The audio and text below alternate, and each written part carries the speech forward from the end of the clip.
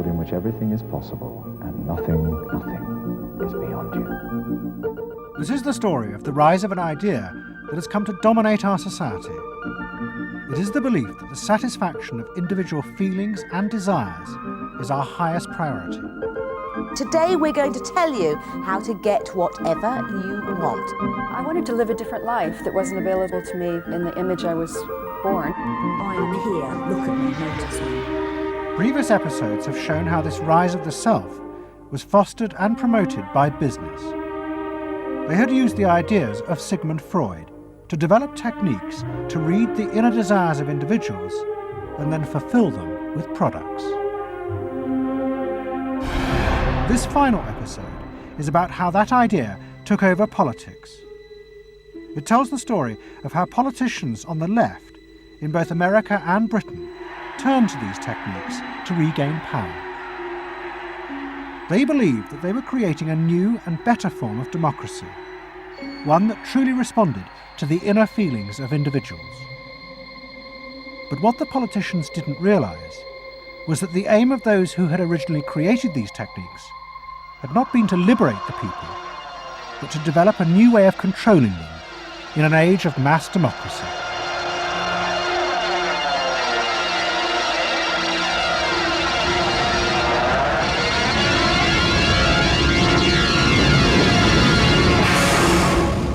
The roots of the story lie way back in the America of the 1920s with one man. He was called Edward Bernays, the nephew of Sigmund Freud. Bernays had been one of the inventors of the profession of public relations, and he was fascinated by his uncle's theory that human behaviour was driven by unconscious sexual and aggressive drives. Many of Bernays' clients were large American corporations, and he was the first person to show them how they could sell many more products if they linked them through images and symbols to those unconscious desires that Freud had identified. The strategy he offered them was that people could now look at the goods that were emerging within this society and not merely view those goods as things that they needed in order to deal with some specific material want, but also as goods which would stroke and respond to deep emotional yearnings.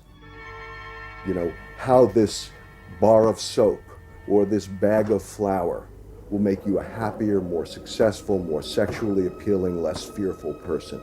Somebody to be admired rather than reviled. The powerful people in that world are those people who are capable of reading the public mind and giving the public what it wants in those terms. And Bernays was at the heart of it. Bernays was the guy who was the foremost articulator of the theories which were driving this new system.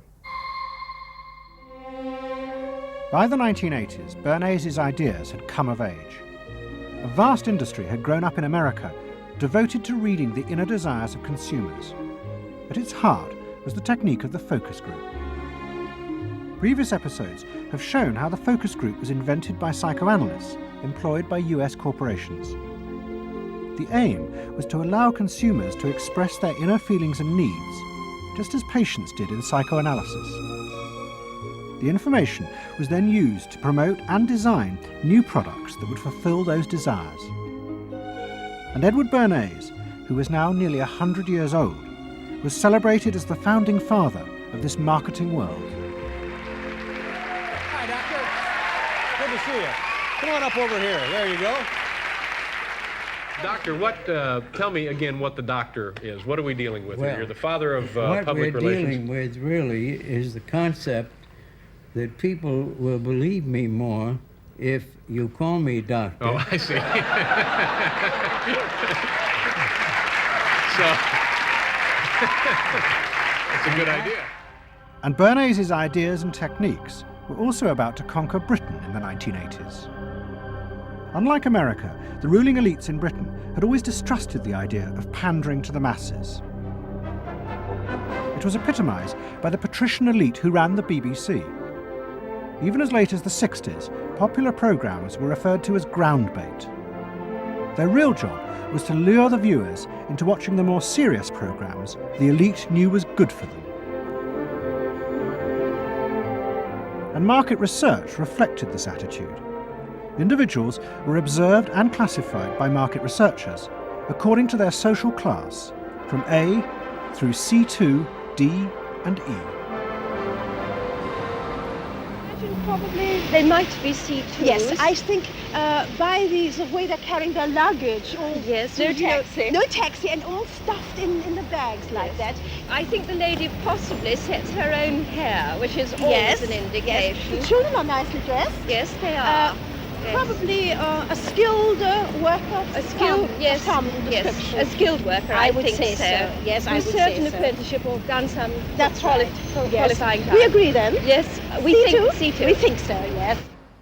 When people were asked their opinion about both products and politics, they were selected by social class and asked only strictly factual questions about what they thought. Leaving your own party sympathies on one side, who do you think will win this forthcoming election? Labour. And tell me which you prefer. Which party do you think you'll be voting for? This time, Liberals. You'll be voting for the Liberals. And who do you think will be second? Conservative. This one. Thank you. The idea that one might ask people what they themselves felt and desired, and then give it to them, was seen as alien to the ruling elites, which would challenge their belief that they knew what was best for the public. There's evidence in other countries, in the United States for example, where pollsters have been used before elections to interpret the mood of the public, and then you give people more what they want to have and less what they ought to have. But again, this could be alleged to be more democratic, I don't know. It's very dangerous ground, I think, though, when polls are used in that way. But then, in the economic crisis of the mid-70s, British industry was forced to begin to pay attention to the inner feelings of consumers. As the recession deepened, consumer spending fell dramatically, and the advertisers insisted that the only way for companies to survive was to make their advertising more effective. And to do this, they would have to delve into people's underlying psychological motives for purchasing. The advertising industry started to bring in Americans to run focus groups with British housewives. Everyone is a unique person, and even though you're a group of 10 today, we don't want a group opinion, and we want to know your ideas and your thoughts, no matter how crazy it might be. Please let your imagination run wild, because that's how very crazy things like instant coffee got born. Now, can we get somebody, this lady, to be a kitchen sink? And kitchen sink, how do you feel with these things that are being used to clean you up? Well, I've got to feel clean. I've got to be kept clean. So I feel that. I should hate it if I was all greasy, so I've got to be easy to clean. Okay, now the housewife, this lady, what would you use to clean your kitchen sink? A scouring powder. Of course, a cloth to apply the things on, and plenty of water. Now, how do you feel as you're doing this chore? Feel satisfied? Well satisfied when I have done it, yes. I'm doing my duty. I feel it's a job well done. The consumers were encouraged to play at being products, from household cleaners to car seat belts. The aim was not to talk rationally, but to act out and reveal their inner emotional relationship to products. Which firmly and unmistakably underlines. And then a politician emerged who also believed that people should be allowed to express themselves. Instead of being controlled by the state, the individual should become the central focus of society. Some socialists seem to believe that people should be numbers in a state computer. We believe they should be individuals. We're all unequal. No one, thank heavens, is quite like anyone else, however much the socialists may pretend otherwise. And we believe that everyone has the right to be unequal, but to us, every human being is equally important. A man's right to work as he will, to spend what he earns, to own property, to have the state as servant and not as master, they are the essence of a free economy, and on that freedom all our other freedoms depend. Mrs. Thatcher's vision was of a society in which the wants and desires of millions of individuals would be satisfied through the free market. This, she believed, would be the engine to regenerate Britain. And with her ascent to power, the advertising and marketing industries flourished. Their task was to find out what the British people really wanted and then sell it to them. In this new climate, the focus group flourished, and those who ran them borrowed from the techniques of psychotherapy to delve ever deeper into people's feelings about products. We're trying to understand how people feel about brands, how they relate to brands, that is to say, what the brand's personality is as far as consumers are concerned. And there are a number of techniques which are very, very helpful for getting to that understanding. The consumer is given crayons to doodle, to express their feelings, to go inside their own head, pull out their feelings and somehow get them onto paper. And these are ordinary drinkers expressing their feelings about drinking Guinness. Here you see a rich, very female aspect of Guinness. So if you were describing a woman who somehow to you had that character, what sort of person is it? Paula Yates, who used to lay in bed, surrounded with magazines and chocolates like a 50s starlet. Out of this research, the marketeers began to detect a new individualism. In particular, among those who had voted Conservative for the first time in 1979. They no longer wanted to be seen as part of social classes, but to express themselves. And crucial to this were the products they chose to buy. We identified that there was this trend towards what might be called individualism, where people wanted to still be part of a crowd, but to express themselves as individuals within it, to have their own personalities, to be, I suppose, their own men. I didn't want to be the same as everybody else. I wanted it to be a little bit different, a little bit individual. It's quite individual upstairs. It's not remarkable, but I think it's quite individual. It is expensive. It's Italian. It's Italian, it's expensive, and it's good quality. A little bit different. Yeah, we want to set our own standards, so nobody else has got what we've got. We just didn't want it be the same as everybody else. We just want to be different. Business responded eagerly to this new individualism, but it soon became one of the main forces driving the growing consumer boom in Britain. Using the data from the focus groups, manufacturers created new ranges of products that allowed people to express their individuality. Business also recategorized people. They were no longer divided by social class, but by their inner psychological needs. If the primary need is security and belonging, we call the groups mainstreamers. If it's status and the esteem of others, then it's aspirers. If it's control, it's succeeders, and if it's self-esteem, it's reformers. And this new marketing culture began to take over the institutions previously dominated by a patrician elite, in particular the world of journalism. The assault was led by the profession of public relations. In the past, PR had been seen as seedy and corrupt, but now it became a glamorous business, promoting products and celebrities. And one of the rising stars was another member of the Freud family, Matthew Freud, the son of the Liberal MP Clement. What Freud and other PRs realised was that they could use their celebrities as levers to infiltrate advertising into the editorial content of newspapers. The newspapers were offered exclusive interviews with celebrities, but only if they also agreed to mention products made by Freud's corporate clients, in terms dictated by the company. What happened with Freud's was that you effectively got some kind of product placement, or even product, the manufacturers of the product got some degree of control over how their products would appear in print. So if, for example, you did want to write about Caprice's passion for stuffed crust pizza, you would sign a contract which guaranteed that you would mention the firm Pizza Hut in at least twice in certain positions in the introductory paragraph of the article, that you would agree to run the Pizza Hut logo at such and such a size in such and such a place, and of course that you would agree to run the enclosed pictures of Caprice eating her stuffed crust pizza. There was no choice about how you would run this article in the press. You were effectively told how to run the article in the press. By Freud's? By Freud's. It's a rise of the corporate culture and the rise of business. To traditional journalists, this infiltration of advertising into the editorial pages was a corruption of their profession.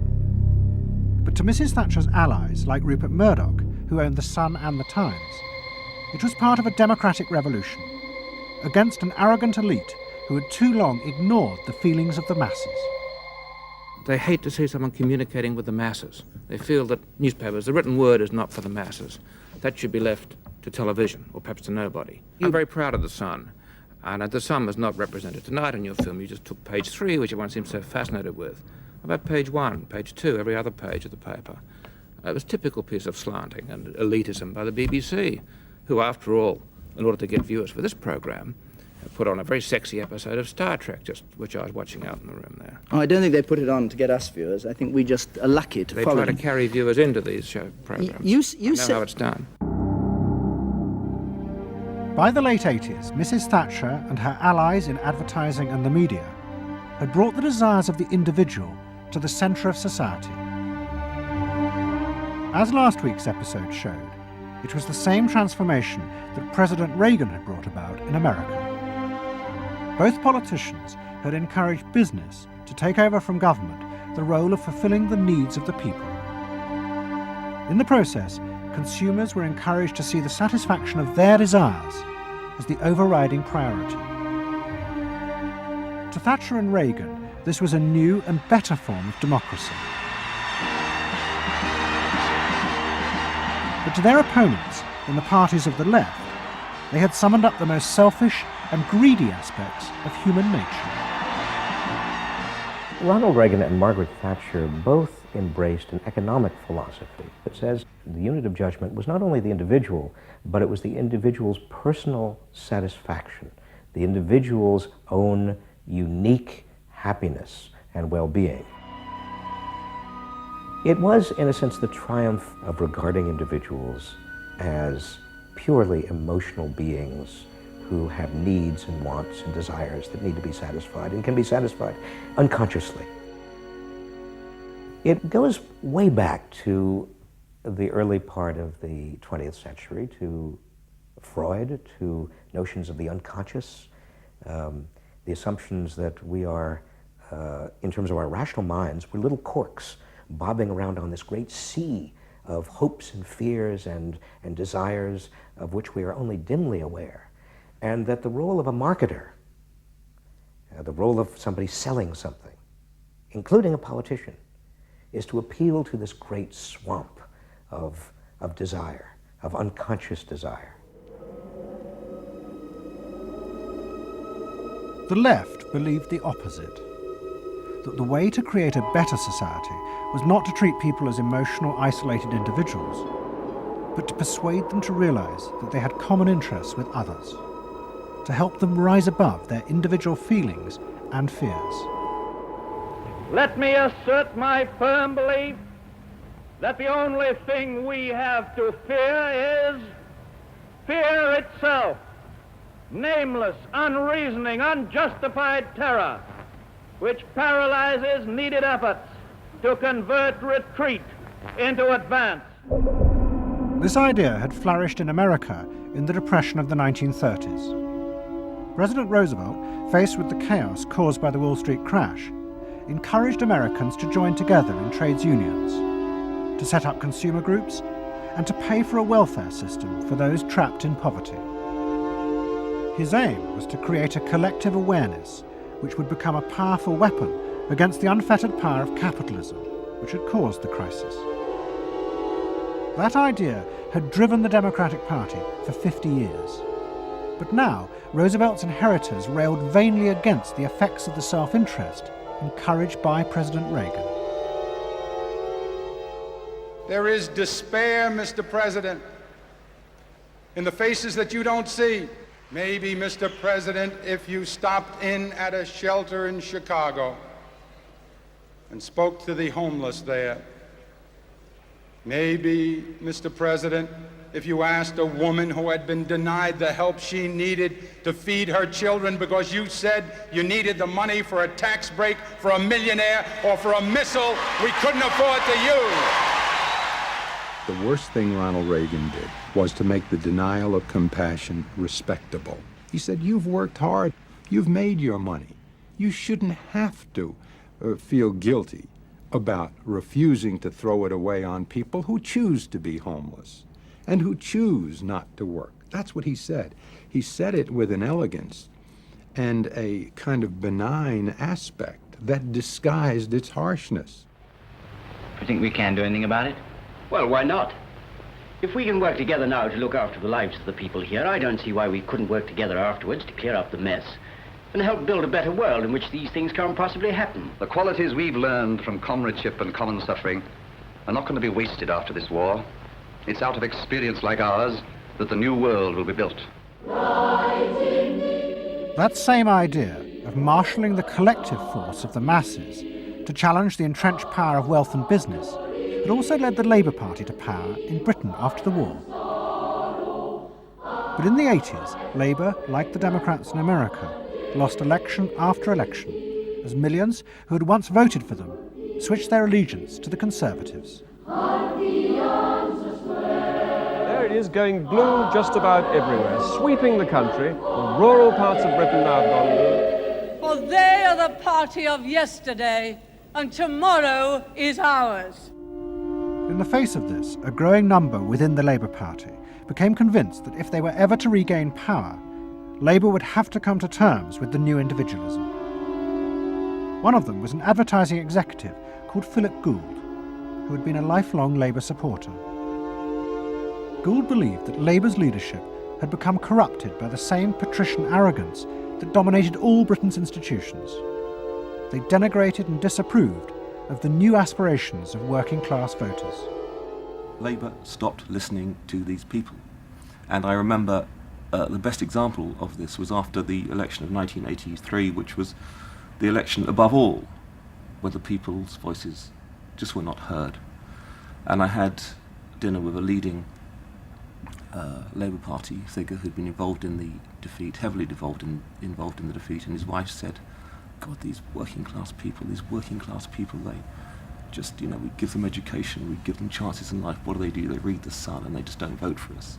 And there was such a gap between these people just trying to make lives for themselves, better lives for themselves, and the kind of elitism of the Labour Party that was just such a chasm that had to be filled. Gould became part of a small group of modernisers centred around Peter Mandelson. Their aim was to reconnect Labour with the lost voters. To do this, Gould turned to the technique he knew well from his work in advertising, the focus group. Gould commissioned focus groups in suburban areas across the country with small groups of voters who had switched to Mrs. Thatcher. People were encouraged not to talk rationally about policies, but to express their underlying feelings. And what Gould discovered was a fundamental shift in people's relationship to politics.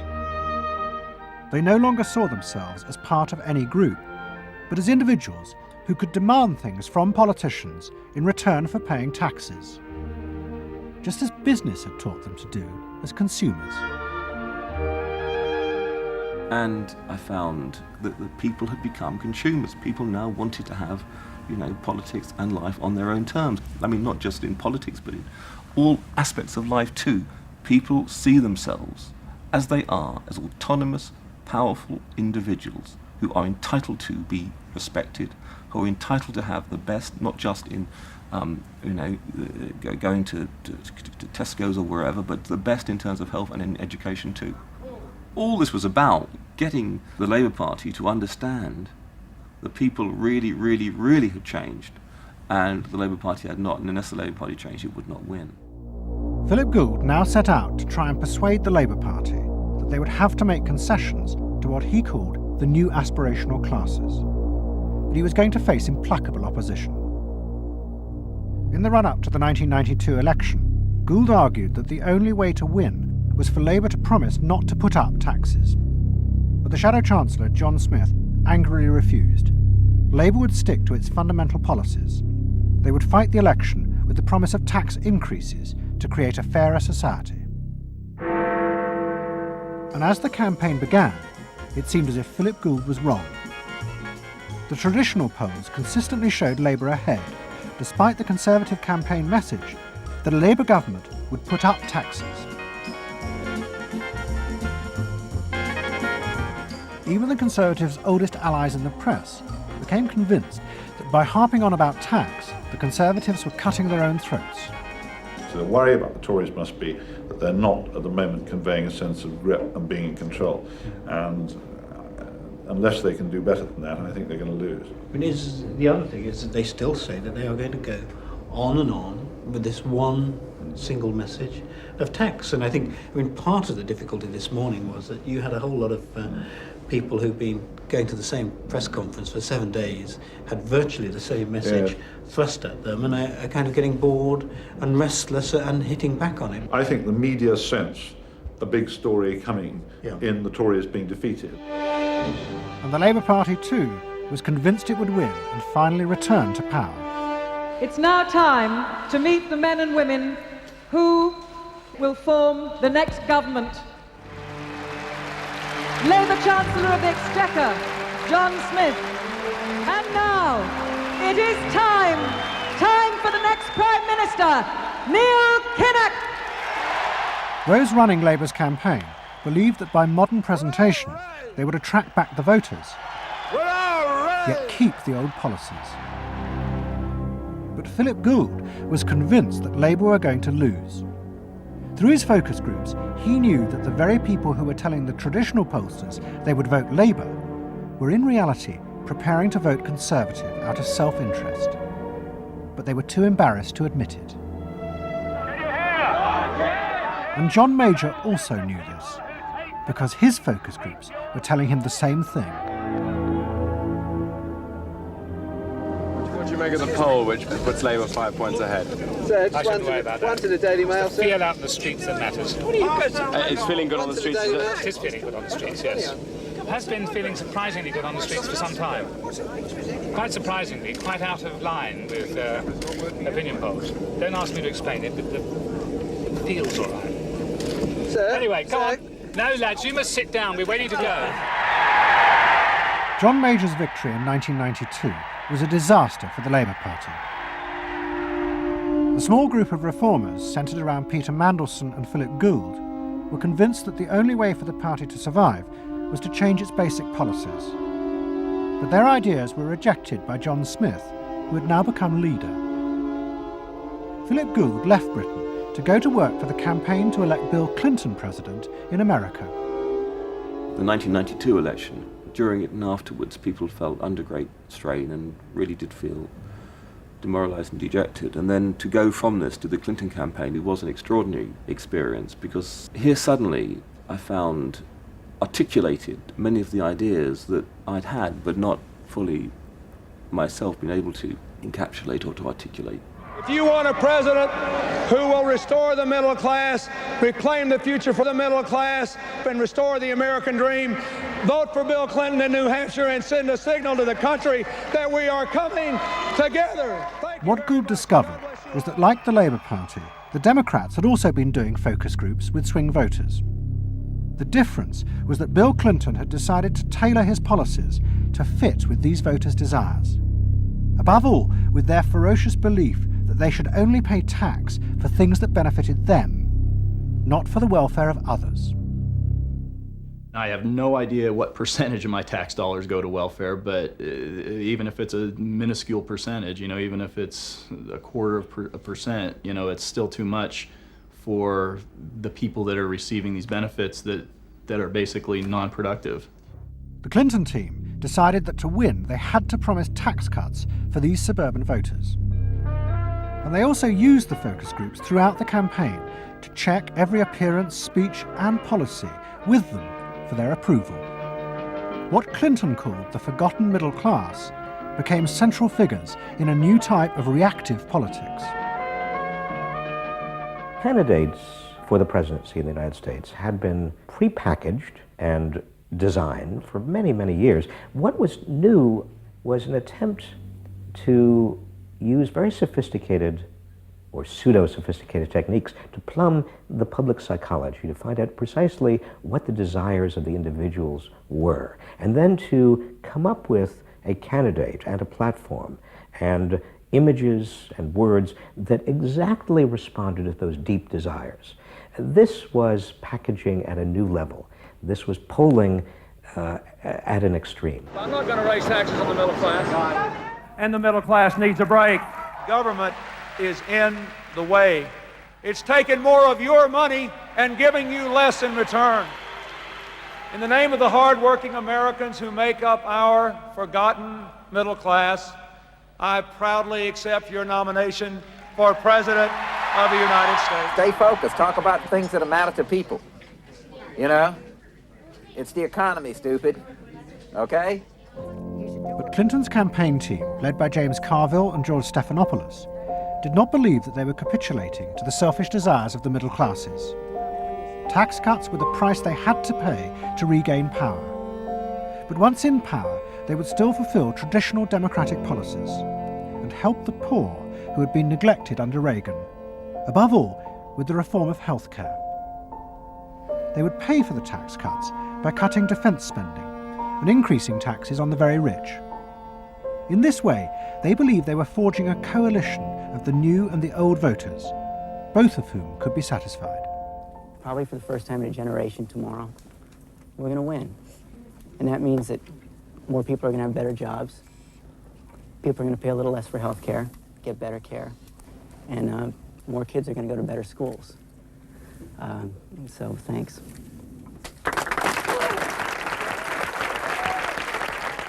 But the Democrats' optimism was to be short-lived.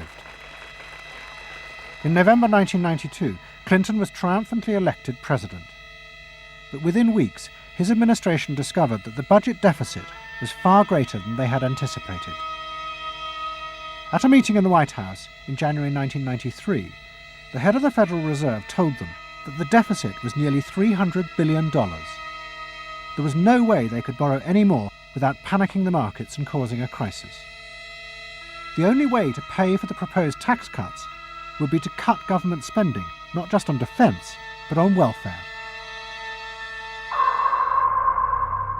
Clinton was faced with a choice between the old politics and the new, and he chose the old. The tax cuts were dropped, and he tried to inspire the country with the old democratic ideal of government spending to help the poor and disadvantaged. Tonight I want to talk with you about what government can do, because I believe government must do more. To put people to work now, to create 500,000 jobs. Jobs to rebuild our highways and airports, to renovate housing, to bring new life to rural communities and spread hope and opportunity among our nation's youth. Healthcare reform sounds like a great idea to me. Well, I know, but some of these details sure scare the heck out of me. Like what? Well, like for... At the start of the Clinton administration, many of us, including, I believe, President Clinton himself, reverted back to an older tradition, tried to lift the public, to talk about genuine ideals beyond the individual. And that reform agenda being not only universal health care and child care and dealing with the widening inequalities in our society and homelessness, many things that many citizens, just particularly middle-income citizens, didn't want to deal with. But the suburban voters who had been promised tax cuts were not inspired by Bill Clinton's vision. They felt betrayed and wanted revenge. Their opportunity came in 1994 with the congressional elections. The Republicans, led by Newt Gingrich, promised huge tax cuts and to dismantle the welfare system. The voters who had defected to Clinton switched sides yet again, and the Republicans won both houses of Congress in a landslide. Well, I think it's a tremendous vote in favor of smaller government, lower taxes, and in a sense, a renewal of the Thatcher-Reagan tradition. And I think in that sense, it's pretty decisive. It means that the welfare state is going to be less hospitable for people who are not willing to take responsibility for their own situation. No question about it. I think today is the beginning of the end of the welfare state. For Clinton, it was a disaster. Faced with a hostile Congress, there was no way for him to get his reforms through. His personal popularity plummeted, and it seemed certain he would not be re-elected in 2 years' time. In desperation, and without telling his cabinet, Clinton turned for help to one of America's most ruthless political strategists, Dick Morris. What did he want you to do? Save his butt. Clinton was in serious trouble. He had lost the '94 election. He had lost control of Congress, and he hired me to come back and help save him. So he was basically asking me to perform roughly the same role as a life preserver would if you're drowning. What Morris told Clinton was that to win re-election, he would have to transform the very nature of politics. The crucial swing voters in the suburbs now thought and behaved like consumers. The only way to win them back was to forget all ideology and instead turn politics into a form of consumer business. Clinton must try to identify their personal desires and whims and then promise to fulfill them. If he followed those consumer rules, they would follow him. I said that I felt the most important thing for him to do was to bring to the political system the same consumer rules philosophy that the business community has. Because I think politics needs to be as responsive to the whims and the desires of the marketplace as business is. And it needs to be as sensitive to the bottom line, profits or votes, as a business is. I think that all of this involves really a changed view of the voters, so that instead of treating them as targets, you treat them as owners. Instead of treating them as something that you can manipulate, you treat them as something you need to learn from. And instead of feeling that you can stay in one place and you can manipulate the voters, you need to learn what they want and move yourself to accommodate it. To get inside the minds of the swing voters, Morris brought lifestyle marketing into politics for the first time. He went to one of America's most prominent market research firms called Penn & Schern and commissioned what they called a neuropersonality poll. It was a massive survey of hundreds of thousands of voters, but the only political questions it asked were to find out whether someone was a swing voter or not. All the other questions were intimate psychological ones, designed to see whether swing voters fell into identifiable psychological types. Well, we were asking people like, do you think you're the life of the party? Do you think when you see things that you like to have a list and organize them?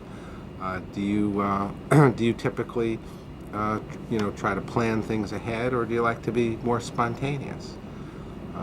Where do you like to go? What sports do you like to play? What would you do with your spouse on a romantic weekend?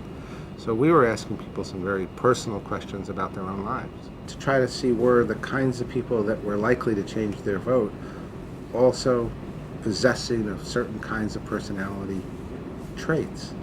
And in fact, they were. The neuropersonality poll allowed the Clinton team to segment swing voters into different lifestyle types. They were given names like pools and patios, or caps and gowns, who were urban intellectuals living in university towns. From this, the team could identify ways in which they could make individuals feel more secure in their chosen lifestyles, just as business had learned to do with products. Dick Morris called it small bore politics, tiny details of people's lives and personal anxieties which politics had never even thought about or noticed before, but which now had become the key to winning power. It was an America that focused on day-to-day practical concerns. Should I wear seatbelts? Should I stop smoking? Should I wear a school uniform? Is my neighborhood being protected? It was not so much a new individualism as the social order as we had known it had broken down. So we got into people's heads, understood their psychology about lifestyle, about values, what they thought was important, what issues they wanted politicians, and particularly the president, to address. And these issues proved to be very, very different from what the conventional wisdom had suggested. As the election campaign began, Clinton revealed Morris's new approach to a shocked White House. All traditional policies were to be dropped. Instead, he would concentrate exclusively on policies that targeted the worries of the swing voters. V-chips would be fitted into televisions to prevent children from watching pornography. And mobile phones would be fitted into school buses to make parents feel more secure. Dick Morris also persuaded the president to spend his leisure time in the same way as particular groups of swing voters. He sent Clinton on a hunting holiday, dressed in exactly the Gore-Tex outfits a group called Big Sky Families liked. The aim was to reflect swing voters' lifestyles back to them. The Liberals in Clinton's cabinet hated this approach. And I would say, well, Dick, why have a campaign? This was the 1996 campaign. If all the president is going to do is offer up these little bite-sized miniature initiatives that appeal to people's desires, like consumers, buying soap, V-chips that you could put in your televisions so you could make sure that your children did not have pornography, and school uniforms. Why talk about them? They're so mundane and they're so tiny. And he would say back, if we don't do this, we may not get reelected. And I would say, what's the point of getting reelected if you have no mandate to do anything when you're reelected? And he'd say, what's the point of having a mandate if you can't get reelected? Isn't the ultimate goal getting reelected? But Morris's new politics were an extraordinary success. Clinton's ratings among the swing voters began to soar. And Dick Morris, along with the marketeer Mark Penn, took effective charge of making White House policy. Mark Penn set up a huge call centre in an office block in Denver. And every night, hundreds of telephone operators called swing voters in suburbs across the country to check with them every detail of policies that Clinton was proposing. The policy was made by a group of people manning telephones in Denver, Colorado, placing calls to voters in places like Westchester and Pasadena, and asking them what they wanted from their government, and asking them very specifically about specific policies that Bill Clinton was considering. Would you be more likely to support him if he offered this particular government service, or if he offered that one? Those people told them what they thought. Mark Penn transmitted that to Bill Clinton, and it came out of his mouth. So essentially it was suburban voters in the 90s were creating American domestic policy, and some of its foreign policy as well. Right. Yeah, Mark Penn was polling on questions like whether we should bomb in Bosnia, things like that. Morris also insisted that Clinton make a symbolic sacrifice of the old politics to convince the swing voters to trust him. In August 1996, Clinton signed a bill which ended the system of guaranteed help for the poor and unemployed. Welfare would be cut back after 2 years in order to force people into work. The new system was called welfare to work and would, he said, be a hand up, not a handout. It was the effective end of the guaranteed welfare system created by President Roosevelt 60 years before. For many in Clinton's cabinet, it was also the end of the progressive political ideal that Roosevelt had represented. The belief that one used a position of leadership to persuade the voters to think and behave as social beings, not as self-interested individuals. Dick Morris and the pollsters had won. And by that I mean that the people who ultimately got to the president, shaped the president's mind, were those who viewed the voters as just a collection of individual desires that had to be catered to and pandered to. It suggests that democracy is nothing more, and should be nothing more, than pandering to these unthought about, very primitive desires. Primitive in the sense that they are not even necessarily conscious, just what people want in terms of satisfying themselves. And the same triumph of the politics of the South was about to happen in Britain too. In 1994, Tony Blair had become the leader of the Labour Party, and the reforming group centred around Peter Mandelson became all-powerful. Almost every night, Philip Gould ran focus groups with swing voters in the suburbs. But this time he was listened to, and the desires and the fears of the new aspirational classes became the central force shaping Labour Party policies. In that period, I was talking to people who used to vote Conservative and were considering voting Labour, and they wanted understood that they are financially pressed and that there are limits to the extent to which taxation can be improved. They think that crime is an issue that matters to them and should be respected. They You know, they want welfare to go to people who deserve welfare, not to people who do not. This was seen of by many in the Labour Party as selfish. I never saw that it was selfish. I believe that a dad or a mum doing their best for their family isn't selfish. They're just doing their best for their family, and that's what people do. A crackdown on those who make life hell in their local neighbourhoods through noise or disturbance. Law and order is a Labour issue today. Philosophy of campaigning is, let's concentrate on swing voters, let's focus group them to find out what they want and what will appeal to them, and let's just relentlessly push those themes in the election. Something is happening to you. After promising to put money in your pocket, the Conservatives are quietly taking it away. Philip Gould was crucial because he gave the raw material, if you like, for these politicians to do this kind of politics. In that when he came up with stuff, they'd follow it, you know, pretty much without exception. Blair himself would pore over these sort of 12-page memos and say, well, this is what we must do. We want people to earn more, to consume the good things of life. We want people to pay lower taxes. Gordon Brown says a Labour government would hold the main tax rates unchanged. A Labour government will not increase the basic rate of tax. I want to make it clear that I will not increase tax. In fact, the Labour Party does stand for middle England. Those that aspire to do better, to get on in life, and be ambitious for themselves and their families will do better with Labour. Groups of 8 people drinking wine and nibbling, you know, Cheerios, what they thought determined effectively everything that the Labour Party did. And although those running the campaign liked to portray the new approach as their invention, it was in fact copied from the Americans, even down to the phrases that the American marketeers had tested on their swing voters. Peter Mandelson and his team were in the United States watching what we did and copied almost verbatim our approach in their 1997 campaign. The benefit system should be about giving people a hand up, not just a handout. Mandelson's not a fool if he's anything. He saw something that worked, so why not do it?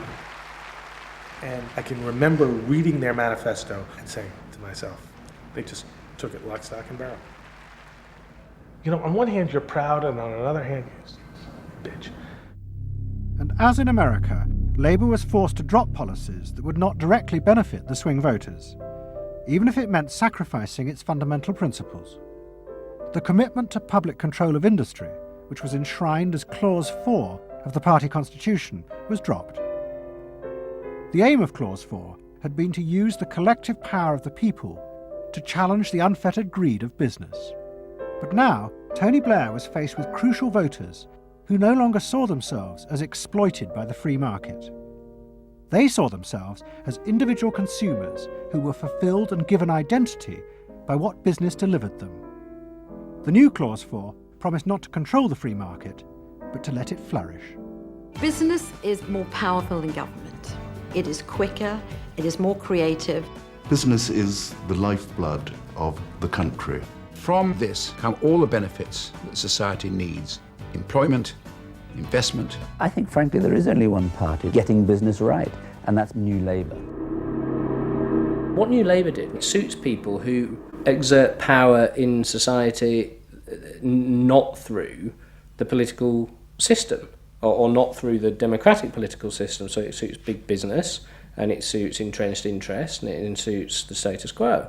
You know, those 3 things, of course, just off the top of my head, being the things that the Labour Party is supposed to be, you know, a counterforce to. What that means is big business get to carry on exerting their power behind the scenes, getting their way, because there's no countervailing pressure.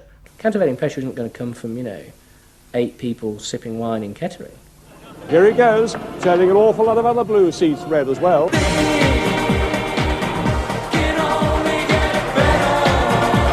Very happy, very relieved, and very exhilarated. But those who masterminded Labour's victory in 1997 saw it as a triumphant vindication of a new form of democracy.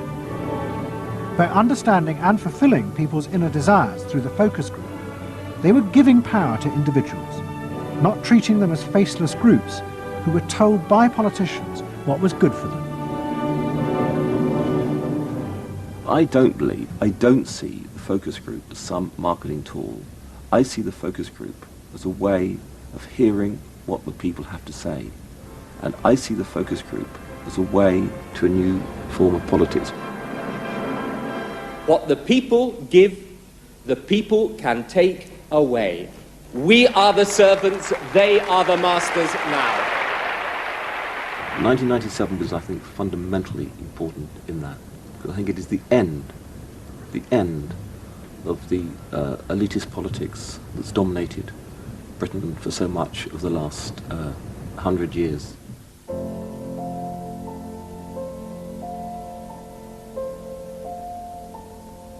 In 1939, Edward Bernays, Sigmund Freud's nephew, created a vision of a future world in which the consumer was king. It was at the World's Fair in New York, and Bernays called it Democracy.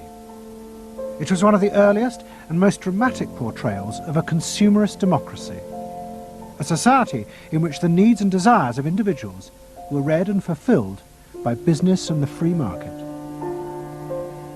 The World's Fair created a spectacle in which all of these concerns were met, and they were met by Westinghouse and General Motors and the American Cash Register Company, and company after company presented itself as this sort of centerpiece of a society in which human desire and human want and human anxiety would all be responded to and would all be met purely through the free enterprise system.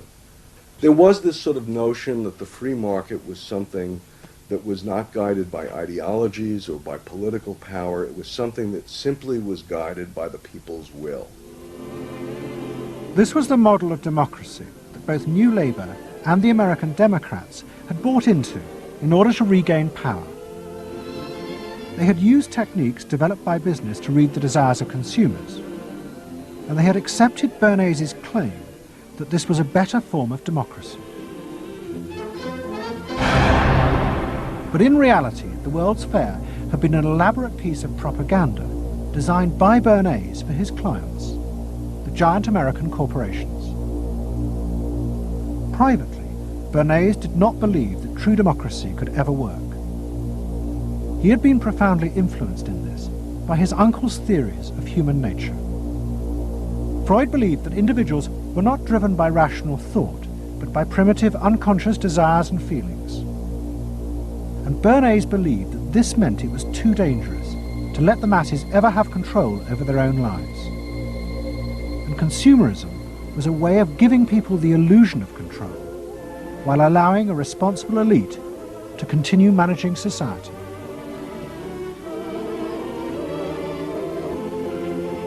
It's not that the people are in charge, but that the people's desires are in charge. The people are not in charge. The people exercise no decision-making power within this environment. So democracy is reduced from something which assumes an active citizenry to something which now increasingly is predicated on the idea of the public as passive consumers, the public as people who essentially what you're delivering them are doggy treats. The problem for New Labour was that it believed the propaganda. They took at face value the idea promoted by business that the systems invented to read the consumer's mind could form the basis for a new type of democracy. Once in power, New Labour tried to govern through a system that Philip Gould called continuous democracy. But what worked for business in designing products led the Labour government into a bewildering maze of contradictory whims and desires. For much of Labour's first term, the focus groups said that the railways were not a high priority, and Labour's policies faithfully reflected this. But now, those same groups are blaming the government for not having invested more money sooner in the railways. The point about focus group politics is that there isn't one because people are contradictory and irrational, and so you have a problem in terms of deciding what you're going to do if all you do is actually listen to a mass of individual opinions that are forever fluctuating and don't really have any coherence, and crucially are not set in context. So that's why people can say, you know, I want lower taxes and better public services. Of course they do. You know, you say, do you want to pay more taxes to get better public services? People are less sure. They then don't believe that if they do pay more taxes, they will be spent on better public services. So you end up in this quagmire where, you know, the truth is a politician has to say, look, this is what I believe. I believe that you should pay slightly more taxes to make better public services, and I pledge that I'm competent enough to actually use that money wisely. Do you want that? Vote for me, yes or no. And that's what Blair has failed to do. Tony Blair turns around and sort of tries to feed back to them what they already believe, and given what they believe is sort of a load of individual, incoherent, contradictory nonsense, that's all he has to offer. And then he wonders why people don't get him. You know, the answer they don't get him is because they're looking for someone to do something that they can't do themselves, which is actually come up with a coherent political opinion that they might have faith in. New Labour are faced with a dilemma. The system of consumer democracy that they have embraced has trapped them into a series of short-term and often contradictory policies. There are now growing demands that they fulfil a grander vision, that they use the power of government to deal with the problems of growing inequality and the decaying social fabric of the country. But to do this, they will have to appeal to the electorate to think outside their own self-interest. And this would mean challenging the now dominant Freudian view of human beings as selfish, instinct-driven individuals, which is a concept of human beings that has been fostered and encouraged by business because it produces ideal consumers. Although we feel we are free, in reality, we, like the politicians, have become the slaves of our own desires. We have forgotten that we can be more than that there are other sides to human nature. Fundamentally, here we have two different views of human nature and of democracy. You have the view that people are irrational, that they are bundles of unconscious emotion. That comes directly out of Freud. And businesses are very able to respond to that. That's what they have honed their skills doing. That's what marketing is really all about. What are the symbols, the music, the images, the words that will appeal to these unconscious feelings? Politics must be more than that. Politics and leadership are about engaging the public in a rational discussion and deliberation about what is best, and treating people with respect in terms of their rational abilities to debate what is best. If it's not that, if it is Freudian, if it is basically a matter of appealing to the same basic unconscious feelings that business appeals to, then why not let business do it? Business can do it better. Business knows how to do it. Business, after all, is in the business of responding to those feelings.